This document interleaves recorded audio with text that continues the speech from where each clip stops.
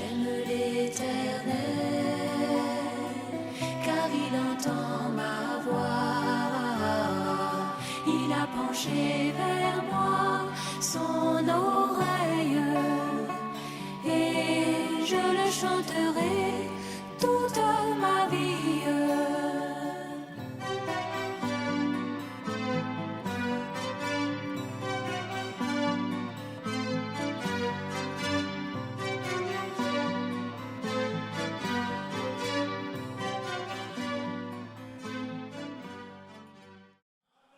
Que son nom soit loué. Il est le sauveur de mon âme. Qu'est-ce que j'ai fait? Rien. J'ai accepté seulement ce qu'il a fait pour moi et je suis sauvé. Amen. Maintenant, si je suis sauvé, il met en moi ses vertus pour que je marche comme un sauvé. Amen. C'est différent des efforts religieux qu'on peut essayer de faire pour pouvoir plaire à Dieu. On est sauvé par grâce et c'est un vrai bonheur qui ne finit pas. Amen. J'aimerais que le frère Hichet se rapproche. Il est là, il n'a qu'à se rapprocher pour conduire la prière tout à l'heure. Merci beaucoup. Dieu te bénisse. Il n'a pas échappé. Merci. Alors, on va méditer quelques paroles.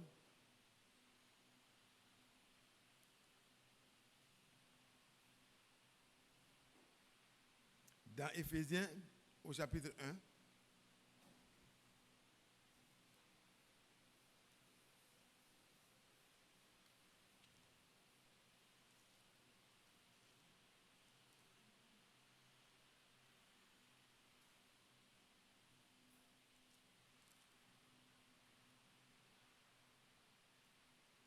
Frère David, ce que Dieu a fait pour moi, là, il faut le chanter encore. Pour nous, s'il te plaît. Qui croit que Dieu a fait quelque chose pour lui? Ce que Dieu a fait pour moi, je ne peux pas.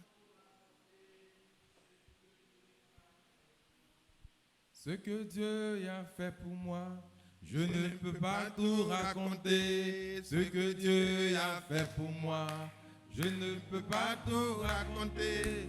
Ce que Dieu a fait pour moi, je ne peux pas tout raconter. Il m'a sauvé, il m'a lavé dans son sang. Oui, par lui je vis. Alléluia. Oh, je vis. Alléluia. Je vis. Oh, gloire à Dieu. Par lui je vis. Alléluia. Oh, je vis. Alléluia. Je vis. Oh, gloire à Dieu. Oui, par lui je marche. Alléluia. C'est vrai, je marche. Alléluia. Je marche. Je gloire à Dieu. Oui, par lui je marche. Alléluia. Oh, je marche. Alléluia. Je marche. Oh, gloire à Dieu. Oui, par lui je chante. Alléluia. C'est Moi vrai, je chante. Alléluia. Oh, je chante. Je chante. Oh, gloire à Dieu. Oui, Par lui je chante. Alléluia. oui, Moi je chante. Alléluia. oh, je chante. Oh, gloire à Dieu. Remercions le Seigneur ensemble, notre Père et notre Dieu. Nous te remercions de tout notre cœur ensemble pour tout ce que tu fais pour nous. Nous ne pouvons pas finir d'énumérer, oh Dieu, les bienfaits dont nous sommes comblés jour après jour. C'est pour cela, nous te disons simplement merci. Merci de tout cœur. Merci, merci véritablement. Oh, reçois la joie et la reconnaissance de nos cœurs pour le salut, pour la grâce, pour la miséricorde, pour la bonté. Oh Dieu, dont nous sommes vraiment bénéficiaires. Merci Seigneur. Merci. Merci pour l'héritage des saints dans la lumière auquel nous avons part par ta grâce. Merci au nom de Jésus-Christ notre Seigneur. Amen. Gloire à Dieu. Gloire à Dieu. Nous allons lire donc dans Éphésiens au chapitre 1. Paul, apôtre de Jésus-Christ par la volonté de Dieu, aux saints qui sont à Éphèse et aux fidèles en Jésus-Christ. Amen.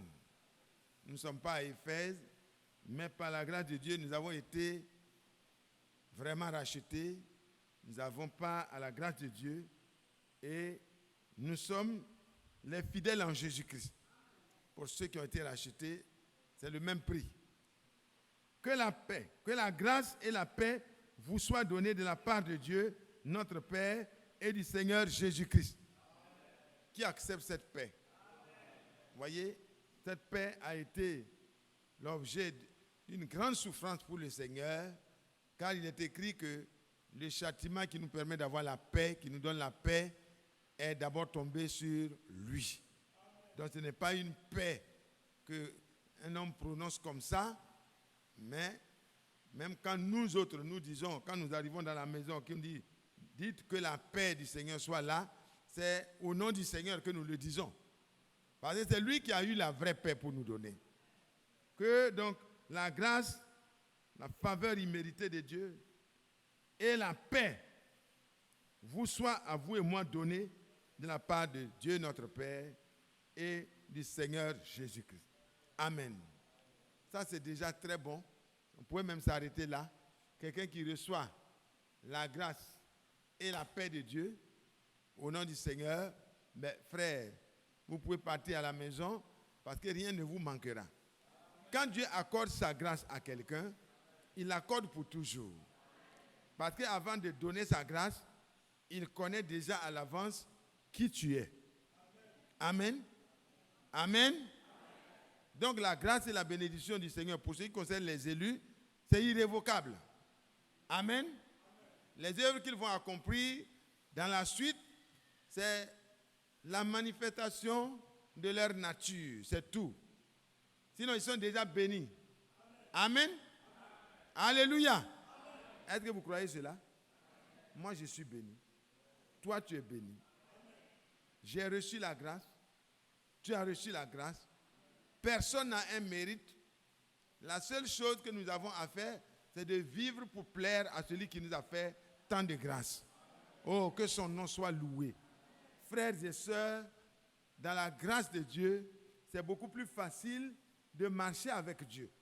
Parce qu'on ne fait plus rien pour que cela nous soit comptabilisé, mais on le fait parce que Dieu nous a déjà mis au nombre des héritiers. Amen.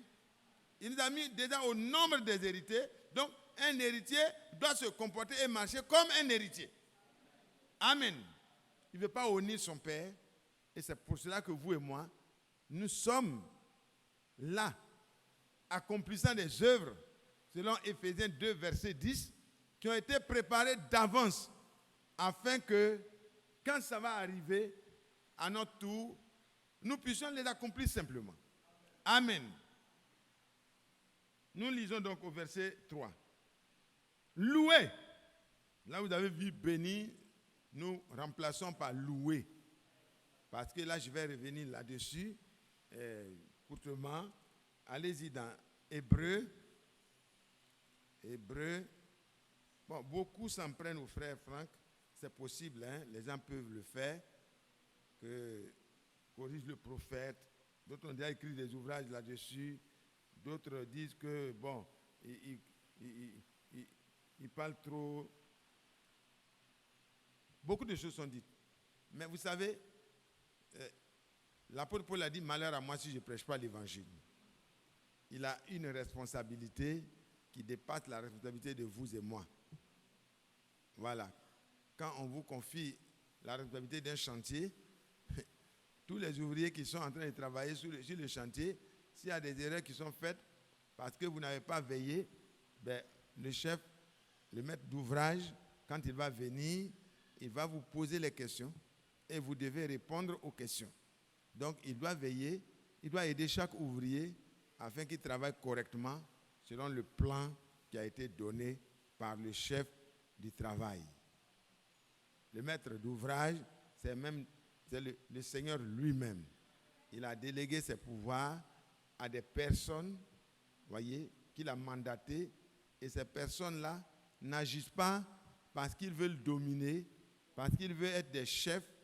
Ils agissent parce qu'ils ont une responsabilité qui les engage devant Dieu. Si nous faisons des erreurs de compréhension, ils ont le devoir de nous ramener à la compréhension et au contexte dans lequel chaque écriture est écrite. Dans les traductions, par exemple, dans mon dialecte, ils ont parlé, quand ils ont pris Malachie 4, versets 5 et 6, ils ont dit, il va venir et il va ramener tous les cœurs à Dieu. Vous voyez, ils ont résumé. Hein? Pour eux, c'est la même chose. Ramener le cœur des pères aux filles, aux enfants, et le cœur des enfants au père. C'est trop long. Donc, ils ont bien résumé tranquillement. Et ils sont assis. Mais quand moi j'ai été éclairé, quand j'ai lu ça, j'ai dit voilà, si je dois vraiment retraduire la Bible dans mon dialecte, je vais marquer exactement la différence. Parce que là, vous ne pouvez plus faire la différence entre le ministère de Jean-Baptiste et le ministère d'Élie de notre temps. Ce n'est plus possible. Tout est mis ensemble. Pourtant, ce n'est pas mis ensemble. Vous voyez comment c'est dangereux? Mais il faut donc des ministères pour nous aider à ne pas mélanger tout. Comme dans la théologie, on mélange. Dans le message de la fin des temps aussi, il y a beaucoup de personnes qui connaissent beaucoup, des grands prédicateurs, mais qui doivent garder la ligne. Et pour que nous puissions garder la ligne et comprendre la lecture du plan, nous ne pouvons pas comprendre le plan de la maison plus que celui à qui le patron de la maison a confié la responsabilité de la construction de la maison. Vous ne pouvez pas aller comprendre comment mieux préparer la reine qui va être choisie par Assyrus pour succéder à Vashti. Vous ne pouvez pas connaître les sentiments, les détails de ce que le roi veut voir dans celle qui sera sa femme, sa reine, plus que cet homme-là égaye. Ce n'est pas possible. Il y a eu d'abord le coin, il y a eu vraiment la préparation, 6 mois, mais c'est lui qui savait ce qu'il fallait utiliser pour la préparation. Et tous ceux qui ont été attentifs, vous voyez, ils ont été vraiment, il y avait une seule qui devait être attentive, c'est l'épouse. Amen. Toutes les autres femmes étaient nombreuses, elles ont continué leur chemin dans la préparation, elles ont pris beaucoup de choses, selon la compréhension de leur esprit, de leur cœur, elles ont ramassé tout ce qu'il fallait pour se rendre vraiment belles. En tout cas, beaucoup de prédicateurs ont du mérite. Vraiment des personnes qui savent bien parler, qui connaissent, faire agencer tous les versets, toutes les brochures, peuvent faire une compilation. C'est très bon. Ce n'est pas mauvais, parce que ça fait partie de ce qu'ils ont eu. Mais si vous voulez être préparé en vue de l'enlèvement, je vous demande pardon. Ayez pitié de vous-même. Laissez Dieu vous aider. Parce qu'une brebis ne connaît pas lui-même vraiment la route des pâturages. C'est le berger qui est devant. Maintenant, si le Seigneur a délégué des personnes pour nous conduire, vraiment, nous ne sommes pas des papes qui disent qu'eux tous, ils connaissent tout et tout, mais nous devons avoir vraiment un langage très sage et sobre pour que Dieu puisse continuer à nous conduire et que Dieu, en tout cas, nous éclaire sur les mots, sur les éléments qui sont nécessaires pour qu'on ne place pas les choses hors de leur contexte et qu'on ne dise pas les choses qu'on ne doit pas dire. Amen. Ça va? Prenez Hébreux 7, verset 4. Considérez combien est grand celui auquel le patriarche Abraham donna la dîme du butin. Vous voyez déjà, écoutez attentivement déjà là. faut regarder celui à qui Abraham, le patriarche, l'ami de Dieu, celui à qui Dieu pouvait dire dans Genèse 18, est-ce que je peux cacher ce que je vais faire là à Abraham? Amen. Plus tard, c'est à celui-là, voyez, que le Seigneur a donné la bénédiction dans Genèse 22. Alors, regardez. Ceux des fils de Lévi exercent le sacerdoce ont, d'après la loi, l'ordre de lever la dîme sur le peuple, c'est-à-dire sur leurs frères. Et cependant, qui cependant sont issus des reins d'Abraham. Ils prélèvent la dîme sur leurs propres frères qui sont issus des reins d'Abraham. Mais normalement, ce n'était pas possible, mais Dieu a établi ça comme ça. Maintenant, et celui qui ne tirait pas ses origines, tirait pas de son origine, levant la dîme sur Abraham et bénit celui qui avait les promesses.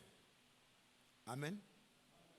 Il leva non seulement la dîme sur Abraham, lui il n'est pas lévite, mais il bénit Abraham le patriarche. Or,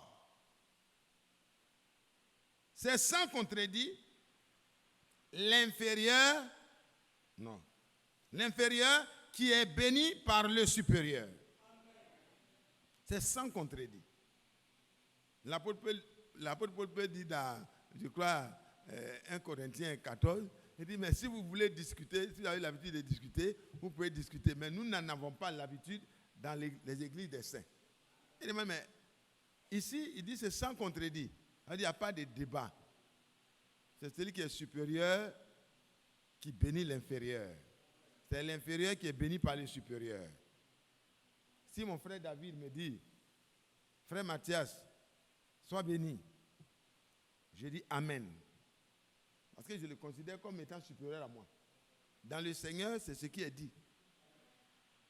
Mais je ne peux pas, sincèrement, ça serait difficile pour moi de vouloir bénir le Seigneur. Voilà. Entre nous, on peut se bénir au nom du Seigneur. Mais n'allez pas plus loin que ça, parce que les Écritures nous aident à rester dans les limites et dans le contexte. Quand vous partez, vous allez vous rendre compte que Abraham, dans tout son parcours, c'est lui qui a reçu la bénédiction, d'abord. Quand il a eu Isaac, c'est lui qui a béni Isaac, avant de partir. Quand Isaac a eu ses enfants, celui qui a eu le droit de naître, c'était Jacob. Et Isaac a tenu à ce que son aîné, qui était Ésaü, vienne pour qu'il le bénisse avant de partir. Amen. Parce que lui, il avait déjà la bénédiction. Il doit bénir, il doit transmettre la bénédiction à celui qui doit recevoir la bénédiction. Est-ce que vous suivez bien? Quand Dieu bénit là, ce n'est pas en vertu de votre mérite, c'est en vertu de l'élection. C'est en vertu de l'élection. Amen. Et ce que vous possédez par la bénédiction de Dieu, personne ne peut vous le déposséder. Il n'y a pas de demi-mesure, ça va diminuer parce que tu commences à ne pas... Non. La bénédiction, le Seigneur tiendra, parce que tu es un élu, il te tiendra jusqu'au bout. Tu peux avoir des clopins, des plans, mais il va te redresser. Ça, tu ne pourras pas faire comme les autres. Parce que dès l'origine, il t'a connu. C'est ça qui est intéressant dans l'élection. Le choix de Dieu. La bonté de Dieu. La miséricorde de Dieu. Envers vous, les frères, ne doutez pas un seul instant, n'ayez pas peur un seul instant, parce que Dieu vous a choisi, vous et moi, pour le salut. Dès le commencement. Il nous a choisis pour le salut. Il nous a choisis pour participer à la bénédiction. Et nous sommes bénis et nous demeurons bénis. Il n'y a pas Notre bénédiction ne dépend pas de nos petits aléas, non. Que ça soit clair pour vous et moi. Alléluia. Que le nom du Seigneur soit loué. Parce que notre bénédiction est liée à Jésus-Christ directement. Nous ne sommes pas bénis individuellement parce qu'on se débrouille, on fait quelque chose de bien, et puis comme tu vas regarder ça, il va dire, ah, je vais augmenter sa bénédiction. Non, nous sommes bénis dans une position. La position, c'est en Jésus-Christ. Dieu ne peut pas retourner pour diminuer la bénédiction de celui qui est béni en Jésus-Christ. Mais celui qui est béni en Jésus-Christ, il marche aussi de cette manière-là. Parce qu'il ne peut pas faire comme les autres. Il ne peut pas faire comme les autres. Dieu trouvera les moyens de lui donner vraiment la direction à suivre. Donc ici, c'est sans contredit l'inférieur qui est béni par le supérieur. Il a béni Jacob. Quand Jacob est venu avec la nourriture, il demandait, mais est-ce que c'est vraiment toi, Ésaü? C'est vraiment toi? Mais la mère n'avait pas peur. Parce que Dieu qu'elle a consulté, ce n'est pas un charlatan, ce n'est pas un diseur de bonne aventure, ce n'est pas une femme qui fait le travail de Dieu. Non, ce n'est pas ça. Elle est allée consulter Dieu et Dieu lui a dit, il y a deux enfants, il y a deux nations qui sont en train de se préparer à sortir. Mais à la sortie, tu vas voir qu'il y a un qui sera l'aîné. Mais l'aîné sera assujetti au plus jeune. Alors que c'est la bénédiction qui donne la supériorité. Hein. Donc Dieu a déjà dit que l'aîné là, il sera moins que le plus jeune. Et Abraham sort, Jacob sort de cette manière-là. Il n'est pas l'aîné. L'autre est tout joli, avec des poils partout, rouquin. Il est vraiment en beauté, il est le plus beau. En vigueur, il est le plus vigoureux. Il est un intrépide chasseur. Et l'autre était là, à la maison. Pourquoi il était toujours à la maison? Vous pensez qu'il n'avait pas la force? Quand il est arrivé le moment de déplacer le caillou pour que les animaux boivent, quand il a vu Rachel, vous allez comprendre que Jacob n'était pas un faiblard. Quand il a vu sa précieuse et qu'il a demandé, on a dit, c'est l'enfant de Laban, ton oncle. Il dit, quoi? Et puis vous attendez quoi pour enlever les cailloux? Il dit, non, tout le monde doit venir, puis on se regroupe, et puis on déplace les cailloux. Il dit, quoi? Mais Rachel est là, et son troupeau attend. Donc ce n'était pas un faiblard. Mais il avait un comportement rangé. Il était préoccupé par quelque chose. Il voulait le droit d'aînesse pour avoir part à la bénédiction de l'aînesse. Il était très rangé. L'autre courait, c'était sa nature, c'est pas mauvais d'être un bon chasseur. Et son père aimait ça beaucoup parce que c'était du bon gibier qu'il apportait. Mais Dieu avait déjà fait son choix dès le départ, en connaissance de la nature de chacun. Dieu ne fait pas de favoritisme. Dieu ne dit pas, j'ai haï Ésaü et j'ai aimé Jacob parce que Dieu veut faire de l'arbitraire. Non, Dieu n'est pas un juge arbitraire. C'est le juste juge. Et Dieu ne s'est pas trompé en te choisissant. Il ne s'est pas trompé en me choisissant. Il savait que j'étais faible, mais il savait qu'il pouvait vraiment me rendre fort. Parce que je vais me laisser aider par lui. Et alors, le père, il hésite, il se pose des questions, mais l'autre dit, mais avance. La dernière chose qu'il va faire va qualifier Jacob. La voix est celle de Jacob.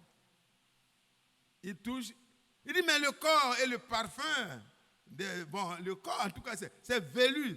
Ça, c'est Ésaü. Ça, on ne peut pas se tromper. On peut déguiser la voix, mais le corps est le corps de mon fils premier-né. Celui qui doit recevoir la bénédiction, c'est son corps qui est là. La mère a eu l'inspiration Elle a eu l'inspiration pour que le plan de Dieu s'accomplisse. C'est clair, Dieu ne peut pas se tromper. Et le vieux, il mange la soupe du cabri. Amen. Le chevreau, ce n'est pas un truc qui a été chassé, mais la mère connaît tellement les mains de son mari. Alors les sœurs, vous qui êtes mariés, ou vous qui voulez vous marier, vous devez être capable de prendre même un cabri et de faire une soupe qui ressemble à la soupe d'un grand gibier qu'on a ramené de la brousse. Amen. Vous devez être capable de connaître les goûts de votre mari et d'être capable de faire ce qui lui est. Et comme il est écrit dans Proverbe 31, elle, cette femme vertueuse, cette femme chrétienne, cette femme née de nouveau, cette femme conduite par l'Esprit de Dieu, fait du bien à son mari et jamais du mal. Pas quelques jours de sa vie, mais tous les jours de sa vie. Alors quand vous ne le faites pas, vous êtes en défaillance, ce n'est pas bien. Alors ressaisissez-vous, parce que vous êtes déjà béni. Vous n'allez pas être incapable. La bénédiction de Dieu vous rend capable. Ne vous sous-estimez pas. Vous avez l'approbation de Dieu. Vous avez le soutien de Dieu dans votre foyer. Vous qui voulez vous marier, c'est la même chose. Armez-vous du courage et de la grâce de Dieu et sachez que vous êtes un élu. Vous voyez qu'Abraham, du moins Jacob, avait l'information qu'il était celui qui va avoir le dessus sur son frère. Il dit, l'aîné sera assujetti au plus jeune. Il avait l'information. Et l'information que vous et moi, nous avons, c'est que par la grâce de Dieu, si on est venu à Christ, qu'on s'est donné à lui, on est devenu une nouvelle création. Les choses anciennes sont passées. Toutes choses sont devenues nouvelles. Nous avons cette information claire dès le départ. Nous ne devons pas douter de cela. Et Jacob reçoit sa bénédiction. Et quand il a reçu la bénédiction de la main de celui qui est supérieur à lui, son père, alors il sort rapidement avec sa bénédiction. Et quelque temps plus tard, celui qui méprisait le droit d'aînesse vient, alors que la bénédiction appartient à l'aîné. Il vient avec du gibier bien fait, il présente. Son père dit, mais la voix, cette fois-ci, c'est la voix d'Ésaü. Il dit, mais qu'est-ce qui se passe? Il a tremblé dans ses os, le vieux a tremblé. Il dit, mais qu'est-ce qui se passe? Il a compris que, quelque chose vient de se passer. Et Rebecca et son Jacob, c'était déjà tard. Rebecca n'a pas agi de manière à tromper son mari, non. Rebecca a agi selon la révélation. N'allez pas tromper votre mari puis dire vous êtes Rebecca, non. Non. Rebecca a agi sur la révélation qu'elle avait reçue pendant que les enfants étaient dans le ventre. Ésaü n'a pas pu avoir, il a pleuré, c'était tard. Qu'est-ce que je voulais dire par là? La bénédiction. Et plus tard, vous allez voir Jacob, on le poursuit pour le tuer, il échappe. Amen.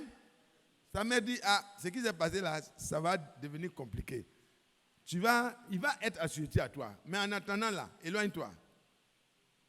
Il s'éloigne. Là-bas encore, le combat commence. Même pour se marier à sa Rachel, pour laquelle il a déplacé gros caillou, le vieux Laban va commencer ses petits tours aussi. Deux personnes assez fortes en ruse vont se croiser. Dieu soit loué. Et finalement, Jacob gagne là-bas encore.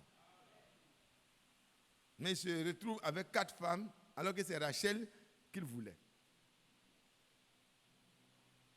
Ce n'est pas une raison pour qu'un frère dise, bon, ce n'est pas moi qui voulais, mais c'est la sœur là, elle était trop... Non, ne faites pas ça. Soyez sages, parce que lui, il devait faire les 12 tribus. Donc Dieu sait comment il fait. Mais toi, tu n'es pas obligé de faire 12 tribus. Donc il faut faire ce que Dieu t'a dit de faire. Allons doucement. N'allons pas prendre les versets isolés de leur contexte et puis ça va nous détruire. Il faut laisser chaque chose dans son contexte. David était David, il a été David. Salomon a été Salomon, il a été Salomon avec les conséquences et les avantages. Beaucoup de problèmes. À la fin, il dit, ce qui est meilleur, crains Dieu et observe ses commandements. Ecclésiaste 12, c'est ce qu'il a compris à la fin. Donc, il ne faut pas aller prendre tout et puis vouloir devenir Salomon. Et Jacob aussi, ce n'était pas parce qu'il courait derrière les femmes, non. Ce n'est pas parce que les femmes couraient derrière lui aussi que, bon, ce n'est pas de sa faute, non. Ne faites pas ça. N'allez jamais isoler les versets de leur contexte parce que sinon, vous allez vous faire du mal et vous allez faire du mal au nom du Seigneur et à tous les frères dont vous êtes membres. Que Dieu nous aide. De toute façon, Dieu gardera ceux qui lui appartiennent. Amen. Et ici, nous repartons dans Éphésiens pour vous dire que dans vos prières, dans vos cantiques, vraiment, tenez compte de ce qui a été dit clairement. Et quand vous voyez, c'est Jacob qui a béni aussi les 12 tribus. Même Joseph qui était très fort, qui était un prophète, qui était un homme de Dieu très très particulier, ce n'est pas lui qui a béni Jacob. Amen. Ah non, non, non. Ce n'est pas Joseph qui a béni Jacob. Pourtant, il a vu que même le soleil, la lune, les étoiles étaient à genoux devant lui. Mais quand c'est arrivé au temps de la bénédiction, lui-même, avec ses 2 enfants, avec tout le monde, ils ont tous été bénis. C'est sans contredit l'inférieur qui est béni par le supérieur. Retenez ça bien. Je reviendrai sur ça un dimanche pour qu'on comprenne que ce n'est pas le frère, il aime trop les problèmes de mots, les mots simples comme ça, là, il en fait des problèmes et ça crée des problèmes. Non! Il faut que ça soit clair, que vous puissiez comprendre que un seul mot déplacé a créé tout le chaos. Donc remettez les choses dans leur contexte et citez les choses comme Dieu les a citées. Que Dieu m'aide. Si j'en sors, aidez-moi. Parce que personne ne peut monopoliser la vérité. C'est Dieu seul. Alors, on reprend maintenant. Loué soit le Dieu et Père de notre Seigneur Jésus-Christ. Qui est d'accord avec ça? Qu'il soit loué. Qu'il soit glorifié.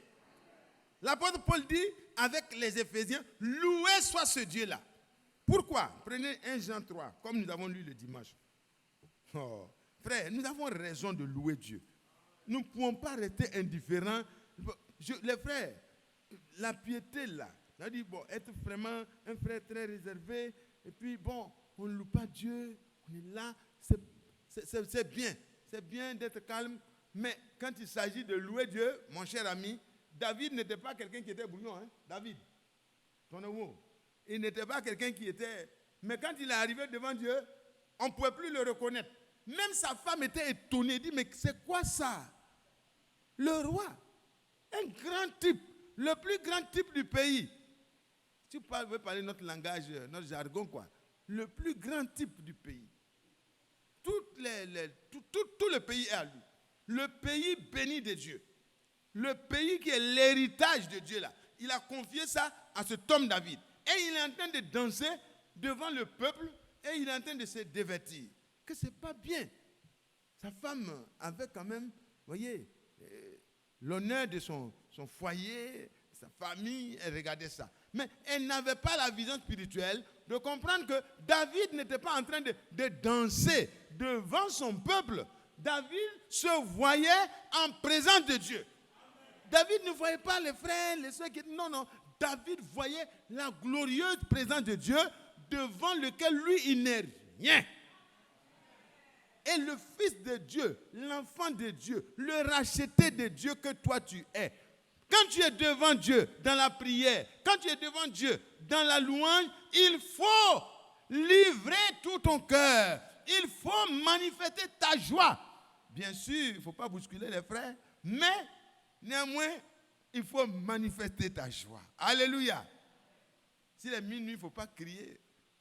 Les voisins vont savoir que toi, tu es content de ton Dieu. Non. Tu peux rester tranquille, en train de gémir dans ton cœur. Mon Dieu, oh mon Dieu, tu es bon. Mon Dieu, tu es merveilleux. Mon Dieu, tu es tellement rempli Mais ta femme peut dormir tranquille si elle n'est pas encore inspirée à prier. Tu es en train de prier, mais tu ne la déranges pas.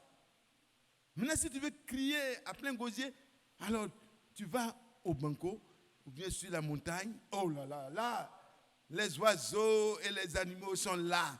Ils vont venir t'aider à adorer parce que là-bas, tout le monde crie. Le lion crie, il se réjouit quand il a déjà attrapé sa proie. Alléluia. Et puis les autres sont là, les apanis, les cocos, les oiseaux, tout le monde chante. Donc si tu vas là-bas, il n'y a pas de problème. Mais parmi les humains, il y en a qui vont t'amener nuisances sonores, ils vont t'amener dans les problèmes, ils dérangent les voisins. Donc ne fais pas comme ça. À la maison, il faut prier doucement. Mais il faut exprimer la profondeur de ta joie. Parce que si Dieu t'a rendu heureux, tu dois le traduire. Amen.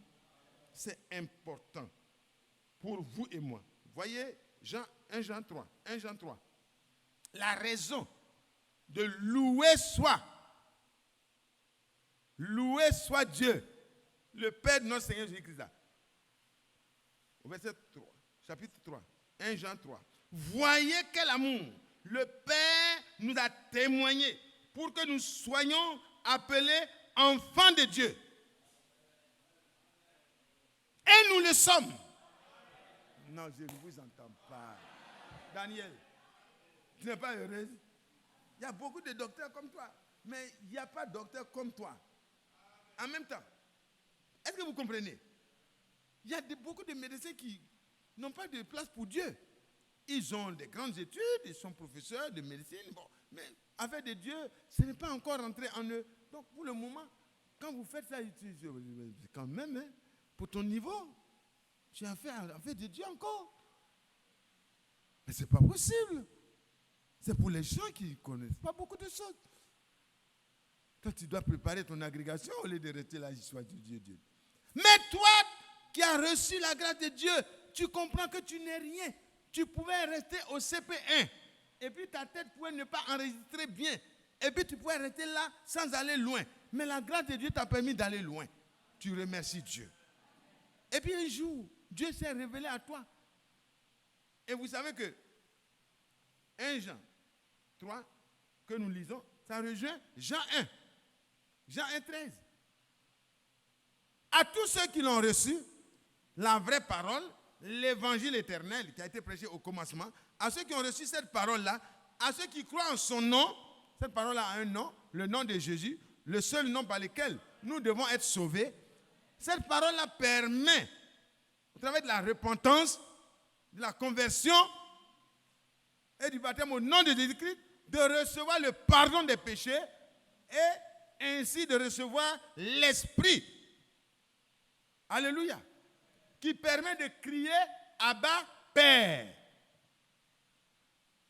À ceux qui l'ont reçu. Donc, ceux-là, voyez, c'est l'amour du Père.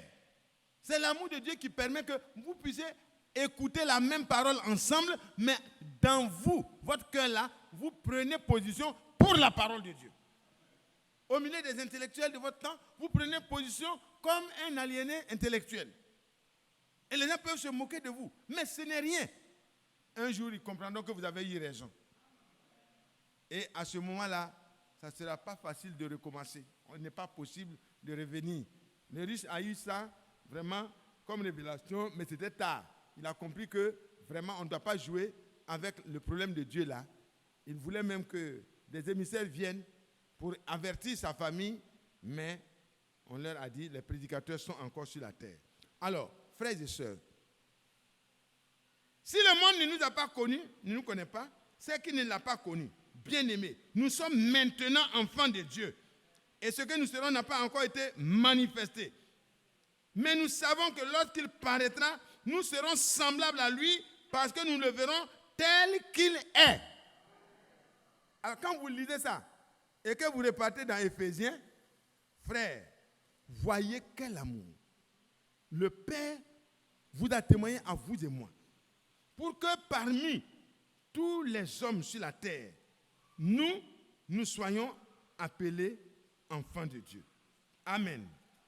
Et il écrit, l'apôtre Paul se réjouit il dit, loué soit le Dieu et Père de notre Seigneur Jésus-Christ, qui nous a bénis. Dieu a béni ceux qui sont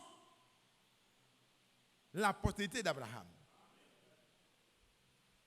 Vous allez, reprenons, allons-y dans Genèse. Vous allez voir,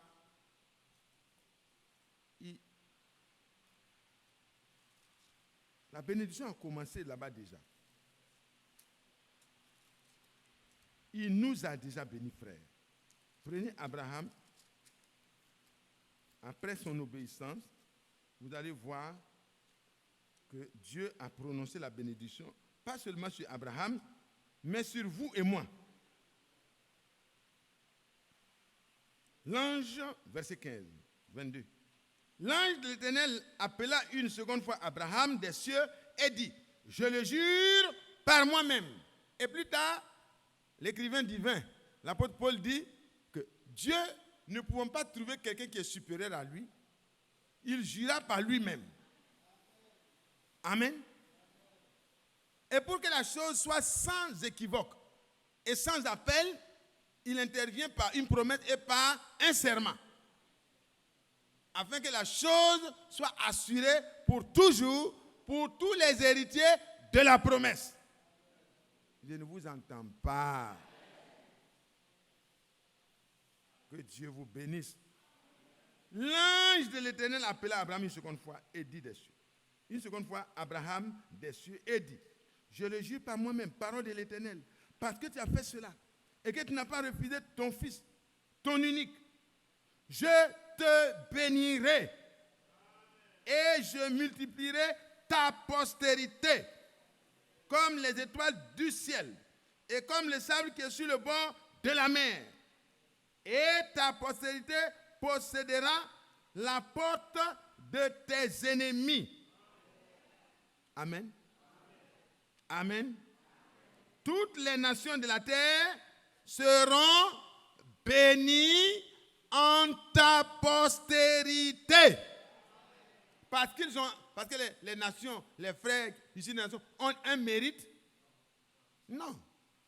Parce que toi, Abraham, tu as obéi à ma voix.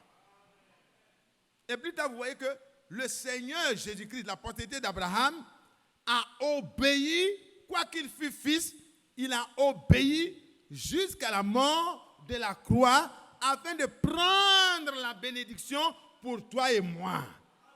La paix, il a retiré, il a prise pour toi et moi. Parce que le châtiment qui devait précéder la paix est tombé sur lui. Oh, que Dieu soit loué. Que Dieu soit loué. Donc la bénédiction du croyant n'est pas une bénédiction qui dépend de ses comportements au jour le jour. Non. La bénédiction du croyant est un héritage. Dites Amen. Et quand on parle de l'héritage là, est-ce que c'est parce que l'enfant il a beaucoup travaillé? Non. L'enfant, s'il est sage, il doit bien gérer l'héritage. Ça, c'est normal. S'il a l'esprit du Père, il va bien gérer l'héritage. Et c'est ce que nous savons. Est-ce que vous voyez, frère? Il dit, c'est en toi, Abraham, et en ta postérité, que toutes les nations de la terre, voyez, d'abord il dit, je te bénirai. Je te bénirai et je multiplierai ta postérité. Et plus tard, il dit, toutes les nations de la terre seront bénies en qui? En ta postérité. Est-ce que vous suivez bien? C'est pourquoi quand il écrit, il dit, loué soit le Dieu et Père de notre Seigneur Jésus-Christ, qui nous a bénis de toute bénédiction spirituelle dans les lieux célestes ou en Jésus-Christ. Dites Amen. Il y a des gens qui sont indifférents. Nous sommes déjà bénis. Pas de quelques bénédictions que les gens courent. Voyez, dans les religions, les gens essayent. Moi, j'ai entendu des gens qui disent que moi, ce que je fais pour toi là, c'est pour que je sois béni. Ce que je te fais là, c'est pour que je sois béni. Ce que je fais là, c'est pour avoir la bénédiction. Ça, il y a une religion qui est très forte dans ça. Ils se comportent très bien, Parce qu'il glane les bénédictions à tout moment. Mais le croyant est différent. Le croyant est déjà béni en Jésus-Christ. De toute bénédiction spirituelle, et il se comporte comme un béni. Oh, que c'est beau, que c'est merveilleux. Quelle assurance, quelle garantie, quel repos.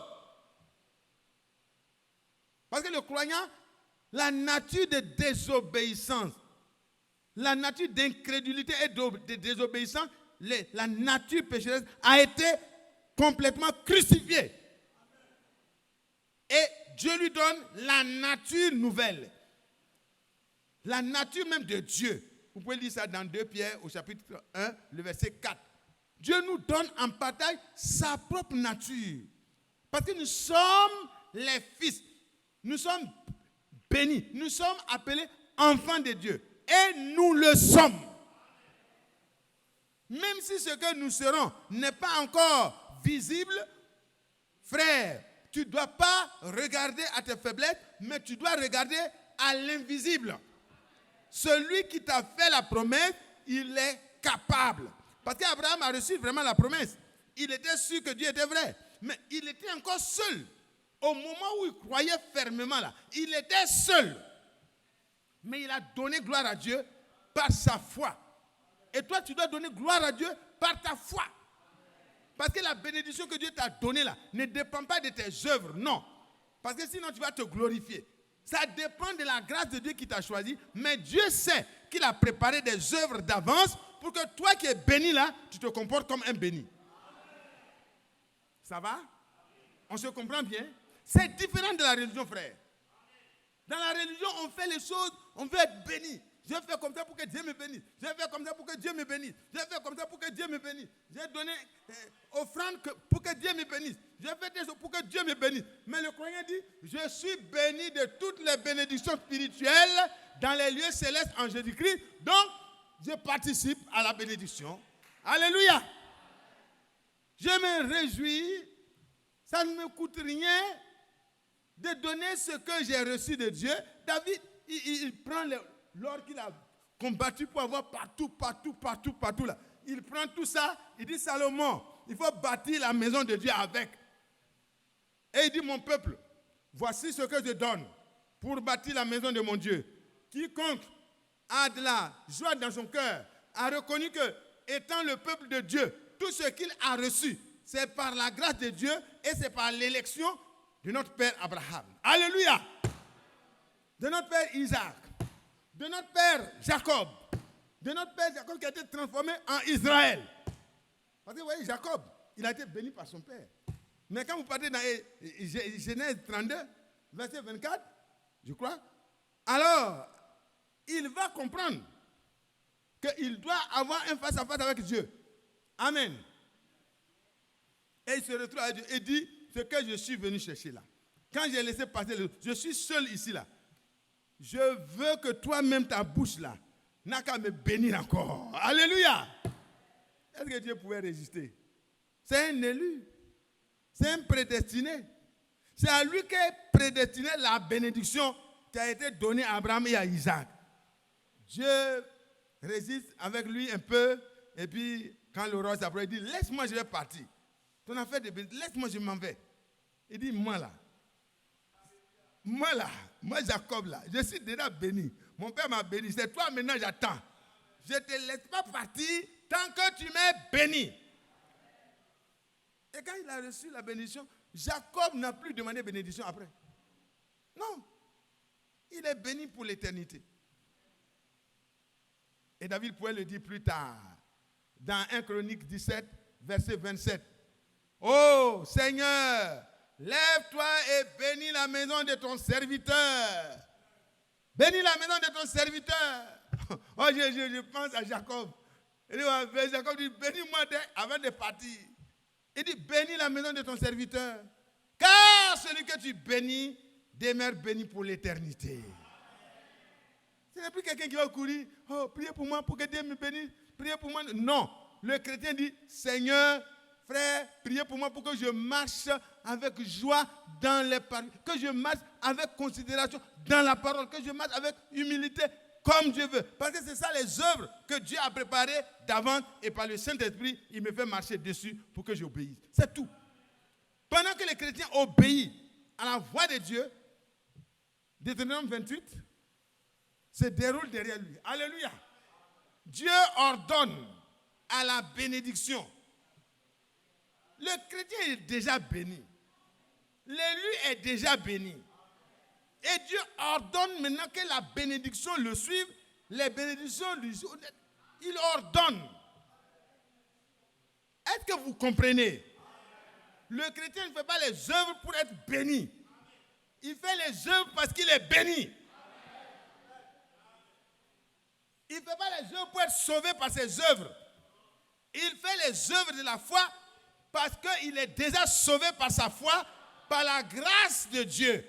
Une faveur imméritée. Le moyen, c'est la foi. Mais c'est en vertu de la grâce. Personne ne peut lutter avec Dieu pour vraiment trouver, non. Oh, que c'est beau, que c'est merveilleux. Est-ce que vous n'êtes pas content? Non, je ne vous sens pas. Alléluia. Allez-y dans Galates, vous allez comprendre que vraiment, frère, nous sommes déjà bénis. Nous sommes déjà bénis avec Abraham le croyant. Que son nom soit loué. Que son nom soit glorifié. Que son nom soit exalté. Oh, merci Seigneur. Merci. Vous voyez?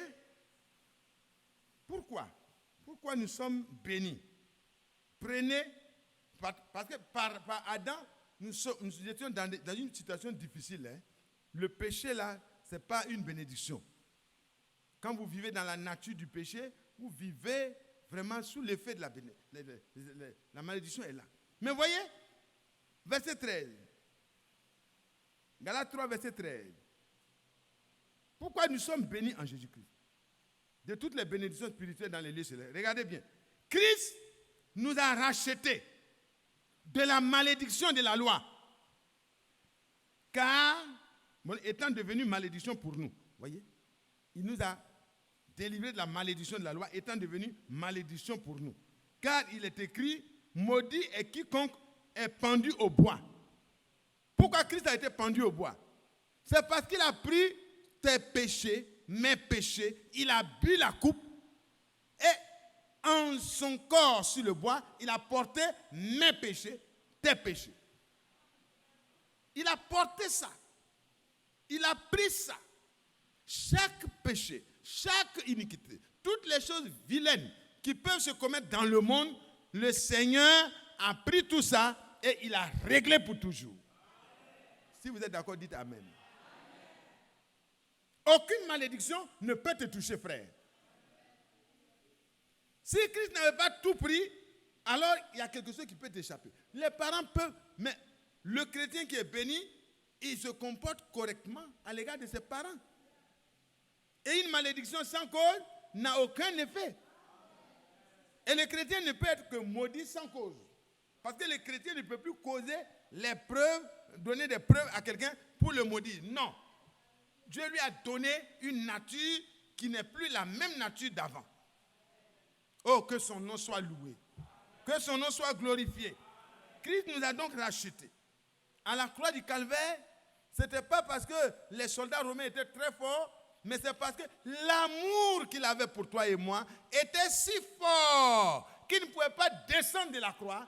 Il devait achever l'œuvre qui a été prédestinée à lui de faire. Parce que dans le rouleau du livre, dans les prophètes, ce qui est écrit, il est écrit de moi pour faire, oh Dieu, ta volonté. La volonté de Dieu était que tu sois racheté. Parce que c'est l'amour du Père. Voyez quel amour le Père nous a témoigné.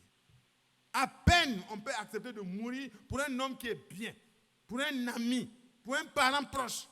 Mais le Seigneur n'a pas eu vraiment cette position-là. Il devait mourir pour des gens qui ne se comportaient pas bien, comme Matthias, comme toi, comme moi. Parce que le verdict de Dieu est qu'il n'y a pas un seul qui fasse le bien. Pas même un seul. Ils sont tous pourris, pervertis. Mais c'est pour une population pareille que le Seigneur est venu mourir. Il a été fait quoi? Malédiction. Donc quand quelqu'un te maudit, il est en retard. Sa malédiction est déjà prise en compte par le Seigneur Jésus-Christ. Et c'est pourquoi toi, tu ne peux plus maudire. Hein? C'est là que je comprends ça. Hein? Donc, tu ne peux pas maudire. Et tu n'as pas été destiné à la malédiction. La malédiction ne peut même pas sortir de ta bouche. Bénissez, bénissez. Et la suite, c'est quoi? La raison du Seigneur pendu au bois. Pourquoi il a été pendu au bois? Frère Higel, rapproche-toi. Pourquoi il a été pendu au bois? C'est afin que la bénédiction d'Abraham. Oh, quand je lis ça, je suis content. Je dis, moi, Mathias, petit Mathias, qui n'est rien, qui n'a rien, qui peut rien. Et toi aussi, qui n'a rien, qui peut rien, qui n'est rien. Parce qu'il n'y a personne qui est quelque chose. Hein, c'est clair, hein? Quand Dieu nous prend tous, les rois, les empereurs, les milliardaires, les pauvres, les misérables, quand il nous met tous en dehors de sa grâce, nous ne pesons même pas comme la poussière dans la balance. Mais quand la grâce de Dieu intervient pour une seule personne qui a reconnu ses péchés et qui s'est repenti, tout le ciel se met en joie. Oh, tout le ciel se met en joie. Comme le jour de l'arrivée de l'enfant prodigue, c'était la joie dans la maison du Père. C'était la fête. Et quand le grand frère était loin, la maison était calme. Hein? Pendant que l'enfant était éloigné, la maison était calme, c'était l'habitude. Mais quand le seul renégat, le seul qui s'est éloigné, est revenu, mais regardez le Père. Regardez quel amour le Père. Mais quand je lis ça, je dis, mais le fils prodigue peut ressentir. Vraiment, il peut avoir les sentiments. Il dit, mais regardez quel amour le Père nous a témoigné. Pour que nous soyons acceptés de lui. Que nous puissions être pris dans ses bras. Que nous puissions avoir part à la grâce qu'il donne aux rebelles, aux pécheurs. Et toute la fête était là. Et le grand frère se rapproche et dit, mais c'est quelle musique là? On n'a pas l'habitude de faire des trucs comme ça à la maison. Il dit, mais c'est ton petit frère qui est revenu. Et le père est heureux. Et toute la famille est heureuse. Et toute la maison, le ciel est heureux quand un vrai frère, quand une sœur qui était éloignée de la parole, qui ne comprenait pas les choses, est éclairée et qu'elle reconnaît, elle s'humilie, elle demande la grâce, il demande la grâce de Dieu. Mais le Seigneur, il est heureux parce que son amour n'a pas été sans suite. Oh! Et le monsieur, il n'était pas content. Il dit, mais il a tellement fait de mal. Pourquoi on va prendre encore le temps de fêter son arrivée? Et encore avec le veau gras. Moi, j'ai mis le temps à engraisser. C'était pour ça. Ce n'était que pour ce monsieur qui a pris sa part, il allait gâter. Oui, mais la vie que Dieu lui a donnée, le frère qui était misérable dans son péché là, si Dieu l'a ramené là, tu dois être content, frère. Tu dois être contente, sœur. Parce que nous étions de leur nombre. Mais Dieu qui est riche en miséricorde, à cause du grand amour dont il nous a aimés en Jésus-Christ, il nous a fait grâce pour tous nos péchés. C'est par grâce que nous sommes sauvés. Cela ne vient pas de toi et moi. Le Père n'a pas dit il mérite qu'on le fête. Non. Le Père a désiré de sa propre autorité de fêter son arrivée. Et Dieu vous a reçu en Jésus-Christ aussi. Afin quoi? Que la bénédiction d'Abraham est pour les païens son accomplissement en Jésus-Christ et que nous recevions par la foi l'Esprit qui avait été promis. Je ne vous entends pas. Comment on reçoit l'Esprit qui a été promis?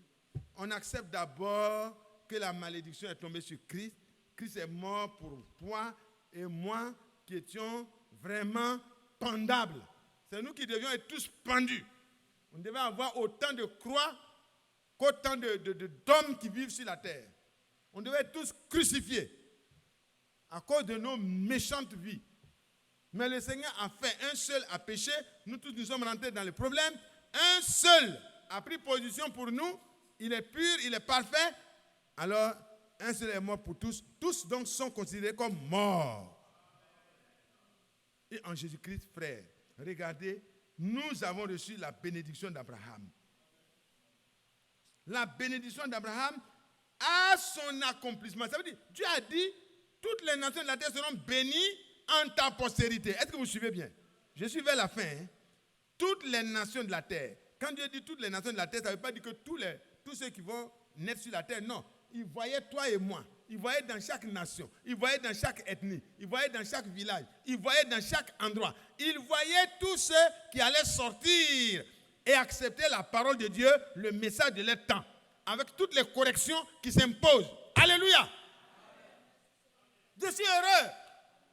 Frère, Dieu a pris la malédiction qui était sur toi et la bénédiction prononcée au sujet de la postérité d'Abraham, c'est-à-dire Christ, vient sur toi.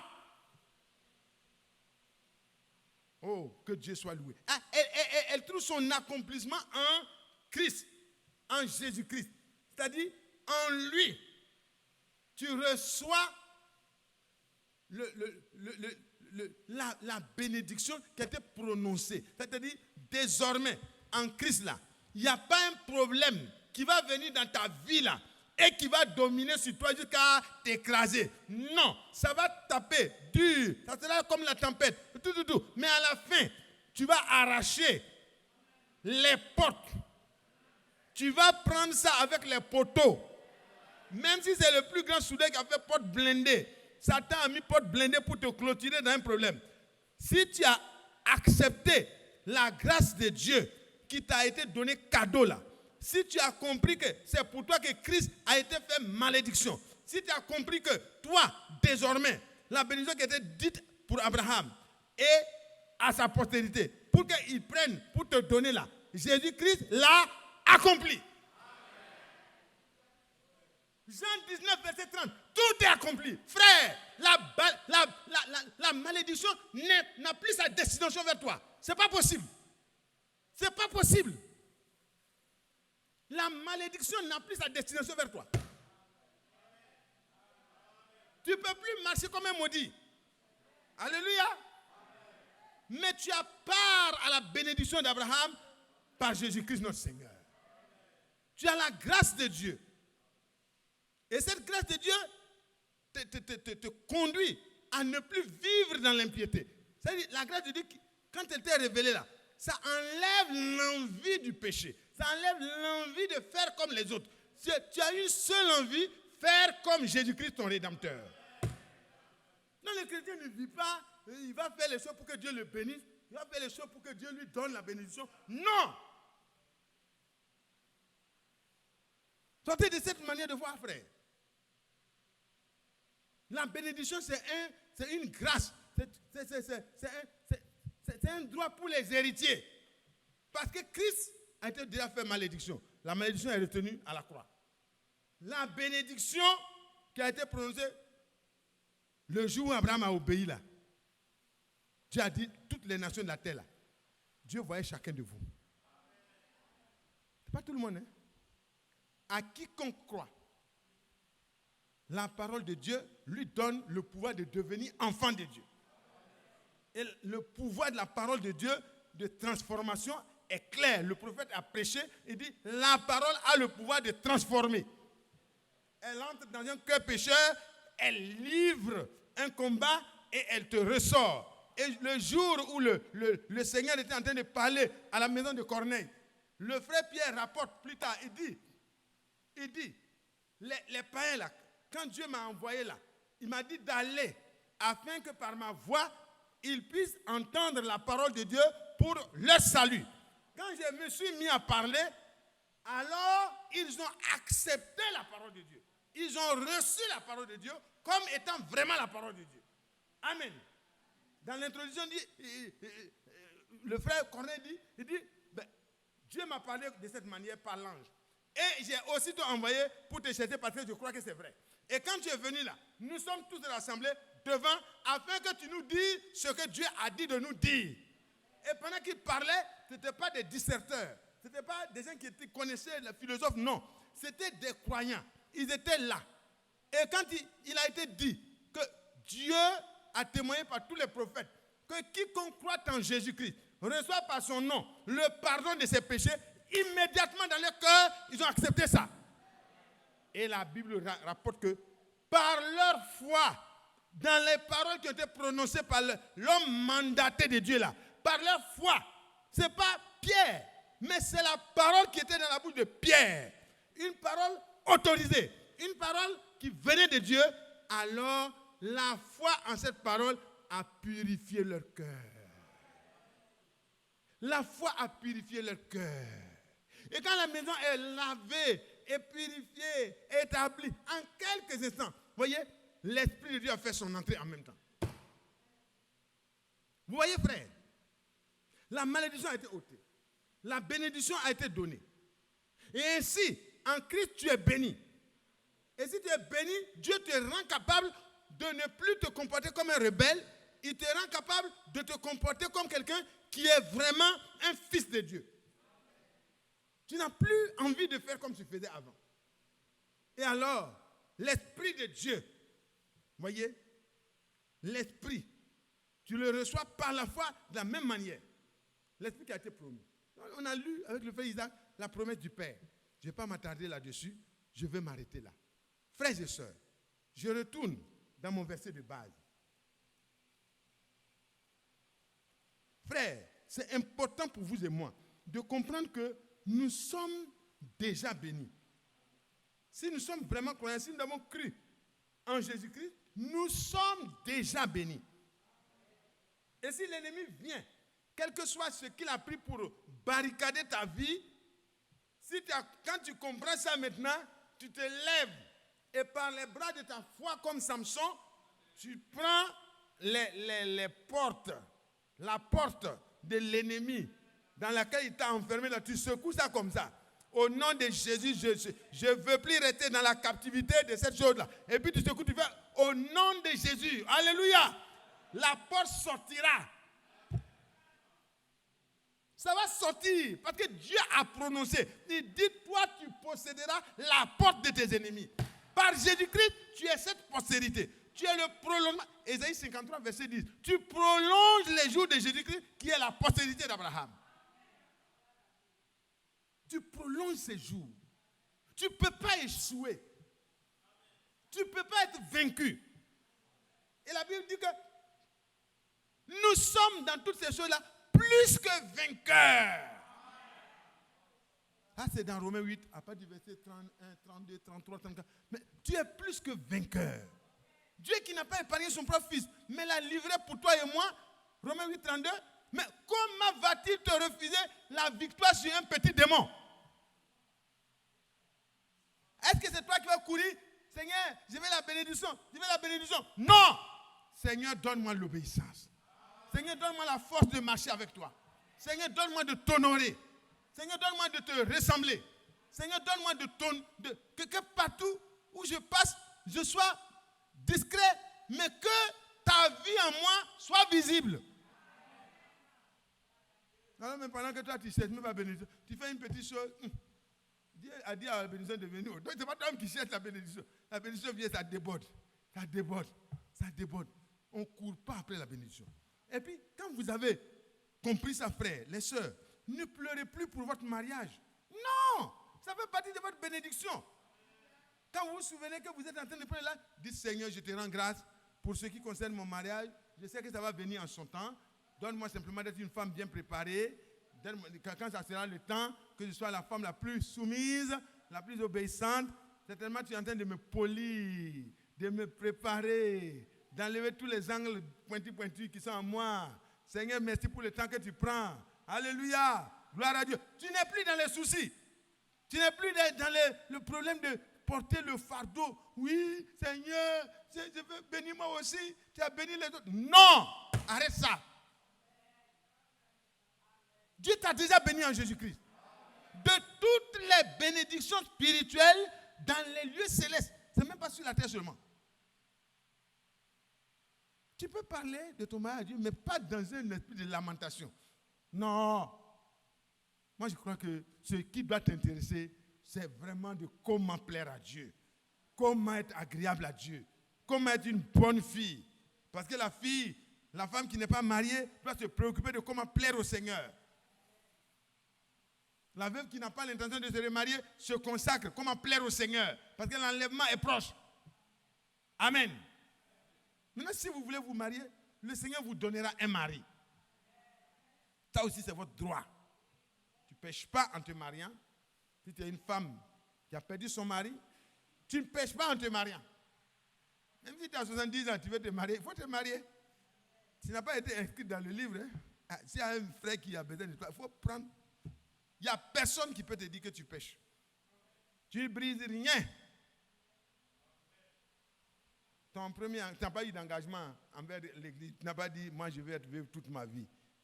Je me consacre au Seigneur et à l'église pour servir, pour aller dans les missions. Là, on dit d'aller consoler un frère, une soeur qui a perdu. Je suis prête, appelez-moi. Il n'y a pas un mari qui va me dire, ne va pas, je suis disponible. C'est Jésus qui est mon tout. Tu n'as pas de problème. Si tu as pris un tel engagement, alors reste là. Parce que là, tu as pris un engagement libre. Mais ce n'est pas l'engagement avec ton mari. Parce que l'engagement avec ton mari, dès qu'il est mort, tu es libre de ce lien. Tu n'es plus lié. Bon, ça, ce n'est pas pour ça que nous parlons, mais à chaque occasion, on revient. Alors, ne vous souciez plus, les jeunes sœurs.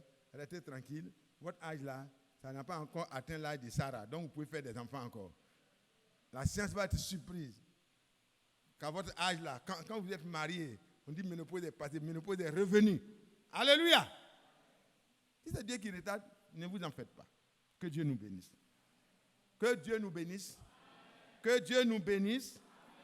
Donc, frère Huchet, je te laisse la place. Je relis le verset de base. Loué soit Dieu, le Père de notre Seigneur Jésus-Christ, qui nous a bénis de toute bénédiction spirituelle dans les lieux célestes en Christ. En lui, Dieu nous a élus avant la fondation du monde, afin que nous soyons saints et irréprochables devant lui. Qui croit que c'est vrai? Qui croit que Dieu veut qu'il soit saint?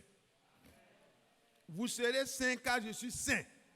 Et si vous invoquez comme Père celui qui est saint et qui juge, qui ne juge pas selon l'apparence, voyez, mais qui juge selon l'œuvre de chacun. Mais voilà, vous devez vous conduire avec crainte et tremblement. Parce que vous devez vraiment craindre Dieu. Parce qu'il connaît tout ce que vous faites. Et vous êtes son enfant. Alors, frère, nous avons été élus pour être saints et pour être irréprochables. Donc, s'il y a des choses qu'on peut te reprocher, ne reste plus là. Dis au Seigneur, par ta grâce, rends-moi irréprochable. Rends-moi saint. Rends-moi irréprochable. Parce que c'est ma position. C'est ça qui doit te préoccuper. Les autres choses là, l'apôtre, dans son rapport, dans Matthieu, il dit, Dieu a dit que les autres choses vous seront données par-dessus tout. Cherchez premièrement comment plaire à Dieu. Comment être ce que Dieu a dit que vous êtes. Et le reste, les bénédictions, les choses dont vous avez besoin, vous pourrez simplement les faire connaître dans la prière sans avoir des soucis que ça va s'exaucer ou pas. Non, vous devez être certain que Dieu vous a déjà béni et toutes les bénédictions spirituelles dans les lieux célestes sont déjà engrangées par vous. Ça descendra au bon moment. Dis, Jean-Luc, viens prendre pour toi. Et puis viens prendre pour lui. Il prend son colis, il s'en va. Oh Seigneur, merci, j'ai gagné le travail. Mais si tu es en train de courir derrière le travail s'éloigne. Tu es en train de courir derrière l'argent s'éloigne. Tu es en train de courir derrière la Bible, ça s'éloigne. Mais quand tu es en train de te mettre à la disposition de Dieu, ne pensant qu'au royaume et sa justice, ne pensant que comment plaire à mon Père, comment plaire à celui qui m'a racheté, oh là là, tu seras surpris. Parce que Dieu a déjà réservé ça pour toi. Ne sois plus vraiment triste. Ne sois plus méconnaissable. Laisse Dieu prendre le contrôle. Tu es déjà béni. Tu es déjà béni. Et toutes les bénédictions. Donc ce n'est plus la peine de penser qu'il y a tel côté que Dieu a oublié. Abraham, pendant qu'il était en train de parler à Dieu, Dieu lui dit, je te bénirai. Je te donnerai vraiment. Et il dit, mais Seigneur, mais je n'ai pas d'enfant. Tu as oublié une chose. Même si tu me donnes beaucoup de bénédictions, je n'ai pas d'enfant. Dieu dit, non. Est-ce que je suis un homme pour oublier? j'ai déjà prévu ça. Alléluia. Si toi aussi tu dis, Seigneur, tu parles de ça, même voilà mon problème là. Je ne sais pas comment ça va se faire. Sache que le Seigneur a déjà tout vu. Si c'est la maladie, il a déjà ôté ça. Par ses mains, tu as été déjà guéri. Si c'est un péché qui te fatigue, le Seigneur a été châtié à ta place. Alors, accepte de sortir simplement. Tu possédais la porte de ce péché-là. Et partout, tu verras la victoire est déjà à tes côtés. Que Dieu bénisse chacun de nous. Je veux que vous soyez heureux. Je veux que vous soyez radieux. Je veux que vous repartiez à la maison en disant, le Seigneur m'a dévoilé un peu de son secret. Je ne suis plus celui qui va se morfondre, qui va être en train de pleurer dans un coin de la rue. Et puis le diable dit, voilà, il ne sait pas qu'il est béni de toute bénédiction spirituelle dans les lieux célestes en Jésus-Christ. Ce n'est pas en toi-même, hein? Ce n'est pas en l'église d'Abidjan, hein? Ce n'est pas un tel prophète ou un tel homme de Dieu que tu poursuis et suis. Mais c'est en Jésus-Christ. Tu as déjà été béni. Accepte cela. Et les bénédictions du Seigneur vont t'accompagner. Aucune ne va manquer. Frère, serviteur de Dieu, je te laisse la place. Conduis-nous dans la prière.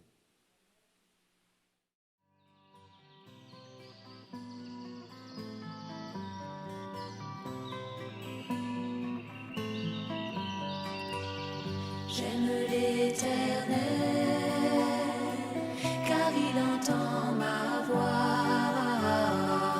Il a penché vers moi son oreille, et je le chanterai toute ma vie.